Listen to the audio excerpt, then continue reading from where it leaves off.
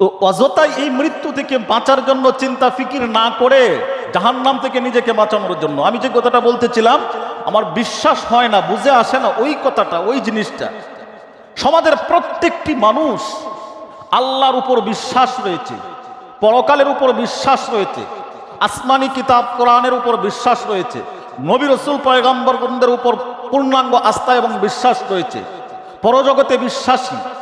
কিন্তু এই লোকগুলোই যারা এই ইহকাল পরকাল কোরআন হাদিস রসুল সবকিছুকে বিশ্বাস করার পরেও আজানের ধ্বনি তার কানের মধ্যে যাওয়ার পরেও ওই ব্যক্তি কিভাবে নির্লজ্জের মতন আল আজানের জবাব দেয় না এবং মসজিদে এসে নামাজ আদায় করে না, এটা ভাবতে অবাক লাগে। এ মুসলমান কিভাবে হইল?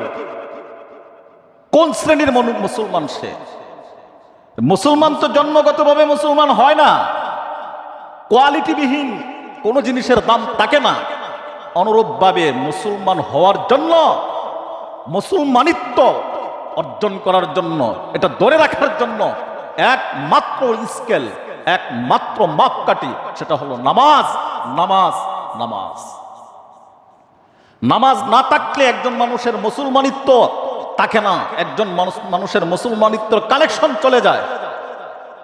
অথচ তাকাইয়া দেখেন সমাজের কত শ্রেণীর মানুষ আমরা নামাজি, এত বড় মহল্লা, এত মানুষের বসবাস, গরু 5টা জব করলেও কোলায় না, টান লয় না। এত মানুষের সমাগম, এত মানুষের চলাফেরা, এত মানুষের উঠা বসা সমাজের মধ্যে, এত সুন্দর মসজিদ, এত সুন্দর ঘর, অথচ নামাজির সংখ্যা কয়জন? নামাজির সংখ্যা কতজন? কেন এই সমাজে কি মুসলমান নাই? এই সমাজে কি ইমানদার নাই? ইমানদারদেরকে জন্য তো নামাজের ওয়াজ করার কথা নয়।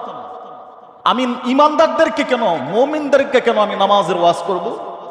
এদেরকে তো নামাজের ওয়াজ করার কথা নয়। আমার কথাগুলো খুব দুঃখে বলতে হচ্ছে, এটাই চরম বাস্তব। এত মানুষ থাকা সত্ত্বেও মসজিদে আজান হয়, মসজিদে মুসল্লি নাই, মসজিদে নামাজি নাই।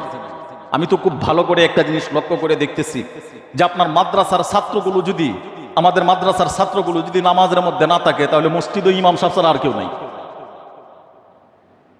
লজ্জা লাগে না? মিয়া লজ্জা লাগে না একটুকু? এত লম্বা দাড়ি নিয়া দোকানে বৈশা রইলেন, আজান পড়লো, মুসলমান পরিচয় দিলেন, আজান পড়লো, জবাব দিলেন না, মসজিদে আসলেন না। বয়স তো 60, 70, 80 ওভার হয়ে গেছে, চামড়া তো গায়ের ঢিল হয়ে গেছে। আগে 10 পাইরির বস্তাটা একা টাইনা মাথায় উঠাইতে পারতেন, এখন 10 কেজি উঠাইতে পারেন না। এই সমাজে কি মুরব্বী নাই? এই সমাজে কি বয়স্ক মানুষ নাই?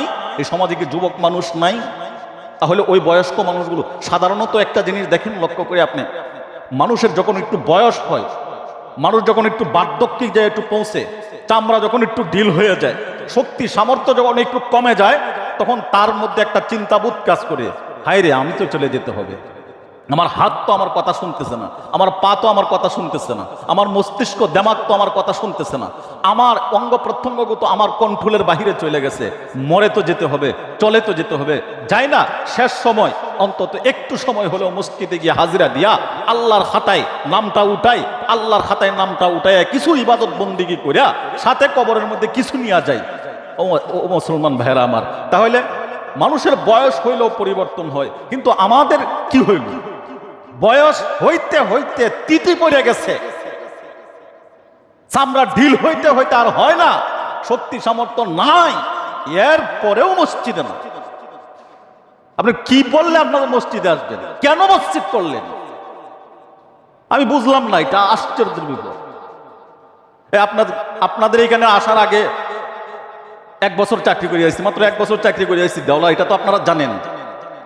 গত কয়েকদিন আগে আপনাদের মাদ্রাসার কেশিয়ার আরো বেশ কয়েকজনে নিয়ে গেছি, আমি বলবো না, জিজ্ঞাসা করে দেখেন 2 ওয়াক্ত নামাজ পড়ছি ওইখানে, আসর মাগরিব 2 ওয়াক্ত নামাজ পড়ছি ওইখানে।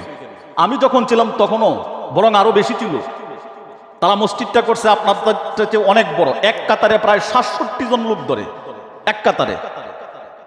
আমরা যা দেখে আসলাম 2-2.5 কাতার মুসল্লি, আসর ওয়াক্ত আড়াই কাতার মুসল্লি, মাগরিব ওয়াক্ত প্রায় 3 কাতারের উপরে মুসল্লি।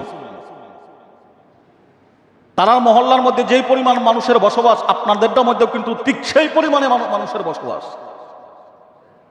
তো এরা নামাজের দিক দিয়ে, ইসলামের দিক দিয়ে এত আগায়া, আপনি কেন পিছনে? হেদের মসজিদের মধ্যে টাইলস করছে, আপনাদের তো টাইলস করছেন। তাহলে আজকে বুঝতাম না, হুজুর ওদেরটা টাইলস করা মসজিদ, আমাদেরটা ভাঙ্গা মসজিদ, এই জন্য এটার মধ্যে সাজদা দেই না। এত টাকা খরচ করে মসজিদ তৈরি করলেন, টাইলস দিলেন, সুন্দর করলেন, নামাজ পড়লেন না, কে বলছে আপনাকে এটাকে করার জন্য? বলেন আমাকে, একটু যুক্তি দিয়ে বুঝান। না আপনার টাকা আছে দেখে আপনি দেখাইলেন যে আমি দেখাইলাম আমার মসজিদ, আমার মহল্লা। মা আমার মেয়েটাকে বিয়া দিতে হবে দেখে বলবো ওই বড় মসজিদের পিছনের বাড়ি আমার। আমার ছেলে বিয়া নিয়ে আইলে আমি বলবো না ওই যে আমার মসজিদের সামনের বাড়িটা আমার। এটার জন্য মসজিদ করছেন? আমার কথাগুলো কষ্ট পাইতেছেন ভাই? কথা বলেন, কষ্ট পাইতেছেন? কথা কষ্ট যদি পায়াই থাকেন, তাহলে লজ্জা যদি থাকে অন্তত নামাজটা 5 ওয়াক্তের মধ্যে 2 ওয়াক্ত হইলেও ধরেন। আর কত বলবো? এই যে পা ধরতেছি, 3টা বছর ধরে আপনাদের এখানে চাকরি করতেছি, এত বলার পরেও ভাই নামাজে আসেন, নামাজে আসেন। নামাজ না পড়লে মুসলমান থাকতে পারে না, নামাজ না পড়লে ইমানদার থাকতে পারে না। এত বুঝানো, পা ধরার পরেও, বুঝানোর পরেও কই কোনো পরিবর্তন নেই। কি এক আজীব অবস্থা! আমি বুঝে পাইতেছি না কোন জিনিসটা আমাদেরকে আটকাইতেছে। যদি ওই জিনিসটা বুঝতাম না যে এই জিনিসটা আটকাইতেছে, তাহলে ওইটারে যদি পা ধরা লাগতো তাহলে যে পা ধরতাম। কোন জিনিসটা আটকাইতেছে? সম্পদ, টাকা পয়সা, হ্যাঁ, বিবি বাচ্চা, ধন সম্পদ। আরে মিয়া, আপনার ছেলে বলবে কি জানেন? আব্বারে চিনি না। হাসরের ময়দানে যখন বলবেন এই ছেলের কারণে আমি নামাজে আসতে পারি নাই, বিবির কারণে নামাজে আসতে পারে নাই, বাচ্চার কারণে নামাজে আসতে পারে নাই, ডাইরেক্ট বলবে, সন্তান বলবে কেলাইটা আমি চিনি না। বিবি বলবে আরে দুনিয়াতে আমার বিয়ে হয় নাই, উনি আবার কেলা। তাহলে কার মায়া, কার জন্য, কোন বস্তু আটকাইছে, কোন সম্পদে আটকাইছে? টাকা পয়সা, কোটি টাকার মালিক আপনি। বলেন হাসরের ময়দানে একটা নেকির প্রয়োজন মাত্র। বলেন কয়টা নেকির প্রয়োজন? 1 কোটি টাকা দিয়ে আপনি একটা নেকি কিনতে পারবেন? 2, 4, 5, 10 কোটি টাকা দিয়ে একটা নেকি পাওয়া যাবে হাসরের ময়দানে।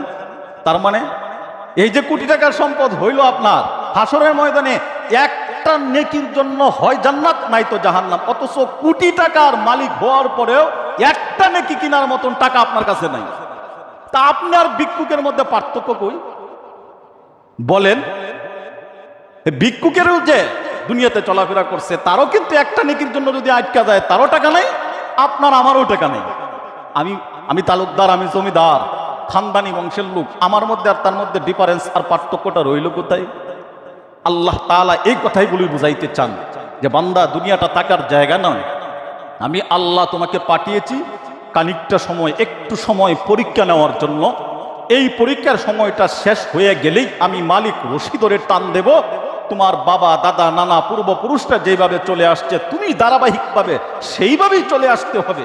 তবে আসবা যে বান্দা, আমার কবরের ভিতরে যখন তুমি প্রবেশ করবা, এই কবরের ভিতরে প্রবেশ করার আগে তুমি মুসলমান না হইয়া, ইমানদার না হইয়া কবরের ভিতরে ঢুইকো না। কারণ কেন? কবর বড় ভয়ঙ্কর জায়গা, কবর বড় কঠিন জায়গা, যে জায়গায় কোনো স্বজন প্রীতি চলে না, যেই কবরের ভিতরে কোনো ধনী গরিবের কোনো ভেদাভেদ থাকে না, যেই জায়গায় কোনো ঘুষ চলে না, যেই জায়গায় কোনো ক্ষমতা চলে না, যেই জায়গায় কোনো নেতাগিরি চলে না, যেই জায়গায় কোনো মাস্তানি গুন্ডামি কোনোটাই চলে না। কবর কাহারও সঙ্গে খাতির করে না।